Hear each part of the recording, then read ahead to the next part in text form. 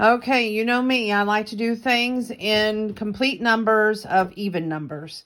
So, this is the last book I have to share with you. That's a kid's book. I hope you like it. I'll stock up the next time I get somewhere that I can stock up on books. But anyway, Disney's Beauty and the Beast. Adapted by Teddy Slater, illustrated by Rick Gonzalez and Ron Dias. It's a golden book from New York.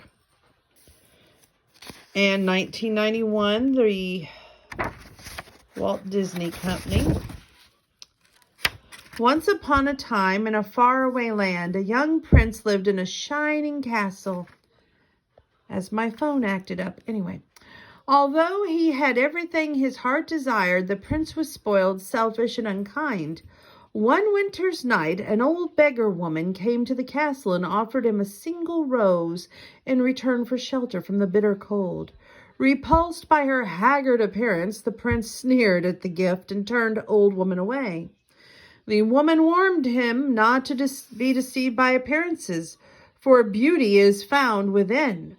When he dismissed her again, the old woman's ugliness melted away to reveal a beautiful enchantress. The prince tried to apologize, but it was far too late, for she had seen there was no love in his heart.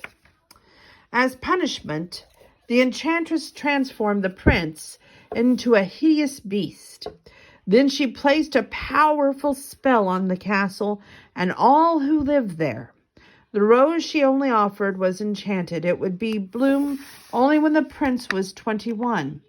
If he could learn to love and be loved before the last petal fell, then the spell would be broken. If not, he would remain a beast for all time. As years passed, the beast fell into despair. He did not only believe that anyone could ever love him. Slowly the rose began to wither. In a nearby village, there lived a young girl named Belle. She was very beautiful and a little bit odd. She cared for only her books, and she always felt out of place. Her father, Maurice, was also a great reader, but while Belle read about adventure and romance, her father studied technical books. Maurice was an inventor, a genius, according to Belle, a crackpot, according to the townsfolk. Belle is even stranger than her father, the villagers whispered. Her nose is always in a book and her head is in the clouds. Gaston, the most handsome man in town, wanted to make Belle his wife, but she always turned him down. She thought he was slow-witted and a brute. One cold winter day, Maurice hitched his horse, Philippe, to a wagon and set off to show the latest invention to the fair on the other side of the woods. With his mind on the fair, Maurice got lost in the forest. An icy wind whistled through the trees, and he suddenly heard a howling of the wolves. Spooked, Philippe bolted, and Maurice was thrown to the ground.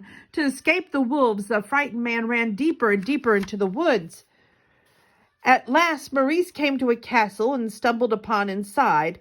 There he was greeted by Mrs. Pot, the teapot, Cogsworth, the mantel clock, and Luminary, the candelabra. But before he had time to marvel over these strange creatures, and an even stranger appeared, the beast. Maurice stared at the beast in horror. The creature howled angrily, and then scooped Maurice up and carried him off to the dungeon. Meanwhile, Philippe had made his way back home. Belle saw the riderless horse, and she knew something had happened to her father. "Philippe, take me to him," she cried.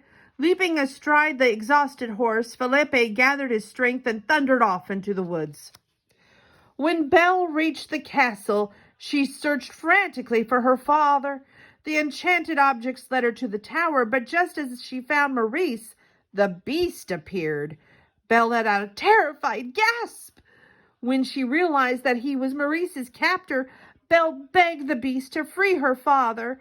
She bravely offered herself in Maurice's place, and the beast accepted. He led her to her room before Belle could even bid her father goodbye. "The castle is now your home," the beast said gruffly. Belle was free to go anywhere she liked, except the West Wing.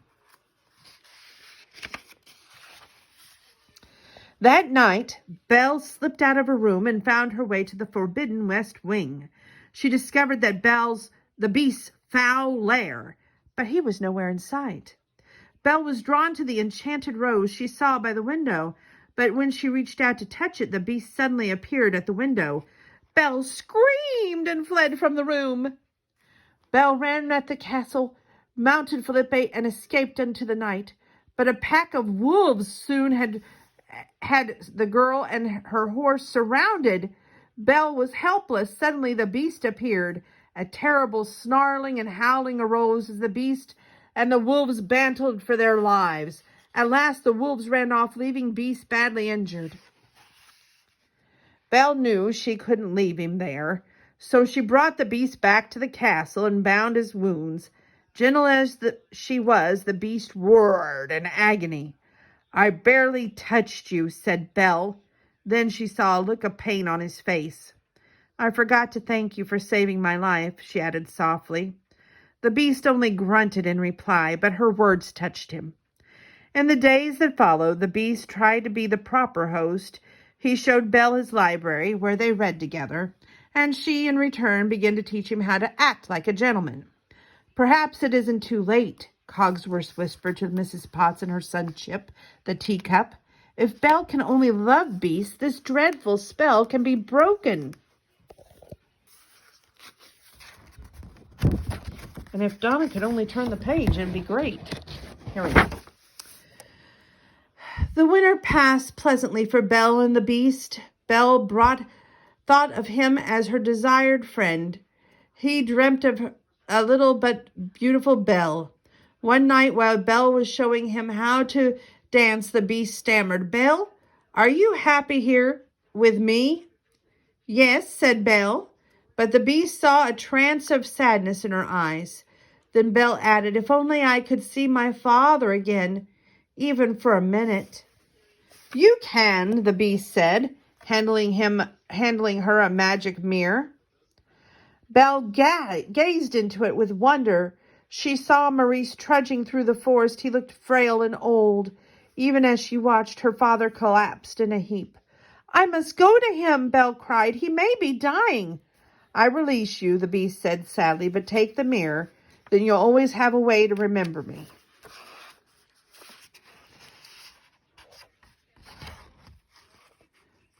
With the magic mirror to guide her, Belle soon found her father and brought him back to their cottage, but their happy reunion was cut short by a pounding on the door. "We've come to take you to Maurice, to the Maison des Lunes," announced Monsieur d'Eclic, director of Village's insane asylum. "No," Belle cried, "my father isn't crazy." Gaston's friend LeFou stepped forward. "Maurice has been raving that you were imprisoned by a hideous beast," he said. "Only a crazy man should tell such a tale." "But it's true," Belle protested. She searched the angry crowd and saw Gaston. "Gaston," she cried, "you know my father isn't crazy. Tell them." Gaston told her that he might be able to calm the crowd if Belle would promise to marry him. "Never!" Belle exclaimed. "And my father is not crazy. There really is a beast, and I can prove it. Look in this mirror and see." The crowd looked at Beast's reflection and grew frightened. Gaston was furious at Belle's refusal. "We must hunt down this savage animal," he cried, stirring up the mob. "Who's with me?" "We are," answered the villagers. They locked Belle and her father in the cellar of their cottage and rode off to storm the beast's castle. Luckily, Chip, Mrs. Potts' son, had stowed away in Belle's saddlebag. He used Maurice's latest invention to release Belle and her father from the cellar. By the time Belle reached the castle, Gaston and the beast were in a mortal duel on the castle roof. The beast managed to knock Gaston's weapon from his hand, and there was nothing to stop him from killing Gaston. Nothing but the beast's own humanity. Gaston screamed for mercy. The beast granted it and turned away from his foe. And once the grateful Gaston rose up and plunged a knife into the beast's back. The beast roared in pain, frightening Gaston, who was losing his footing and fell off the roof into the fog below. Belle flew to the beast's side. "You came back," the beast said weakly. At least I got to see you one last time. No, no, Belle said, sobbing as she kissed him. Please don't die. I love you. And at that instant, the spell was broken. And in the shower of enchantment rain, the beast became a handsome prince. Even the enchanted servants returned to their human forms. The castle came alive, rejoicing as the young prince gathered Belle into his arms. Mrs. Potts Cogsworth, the lumineer, had not one doubt that the loving couple would live happily ever after. And we've finished my books that I wanted to share with you. Whew, I'm exhausted. I'm going to go grab something to drink because my parched mouth is so dry. But I have enjoyed this. Thank you for tuning in. And until next time, I wish you the best.